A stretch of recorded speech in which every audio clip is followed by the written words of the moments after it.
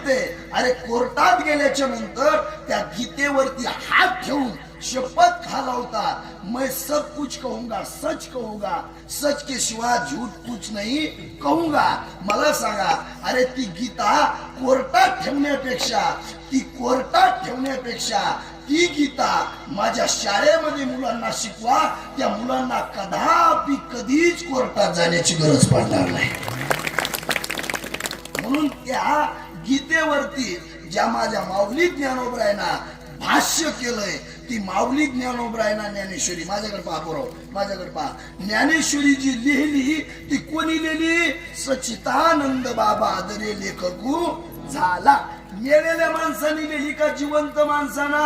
मेलेल्या माणसाला जिवंत करून ज्ञानेश्वरी लिहिली. मेले माणूस जित उठविले आणि वेळा काळात एक राशिलेला. म्हणून तर म्हणतात गुला गुला गुला गुला गुला गुलाबाचं चिताळ, गुला गुलाबाचं चिताळ, गुला गुला गुला गुलाबाचं चिताळ, गुला गुलाबाचं चिताळ.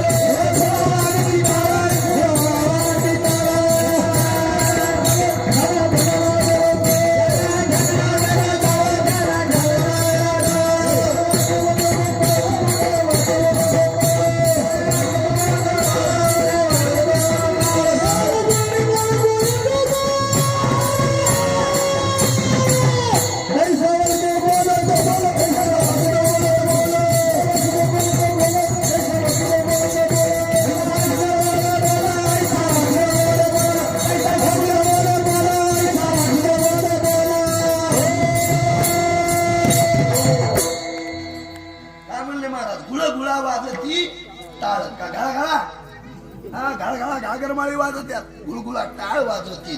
त्या माऊली ज्ञानोबरायांना ज्ञानेश्वरी. आता मला सांगा बरोबर, ज्ञानेश्वरी कोणी सांगितली? बापा बापा बापा, तो त्याच्या नाकात बोट घाली. शांत बसावं. आता ते त्याच्या नाकात बोट काय करते लेकरं सांगता येत नाही. आता हा मुलगा इकडे बघा, इकडे इकडे हुशार मुलगा, हुशार आहे. महाराज मुलांना शिवाय येते, किती हुशारी बघा. ऐका, इतकी डिरिंग करायला सोपी गोष्ट नाही महाराज. इतकी ह्यो बराबर पुढच्या वेळेस आमदार होऊ शकतो महाराज. काय नाव होतं तुझं? पवन. पवन बरोबर. पप्पाचं नाव प्रकाशराव. वा वा. आडनाव खाडे. वा वा. पवन, मला सांग कीर्तनामध्ये खोटं बोलायचं नाही, अजिबात कॉपी करायची नाही. हा असं मला सांग पवन, कीर्तनामध्ये खोटं बोलायचं नाही. थोडं आलकडी अजून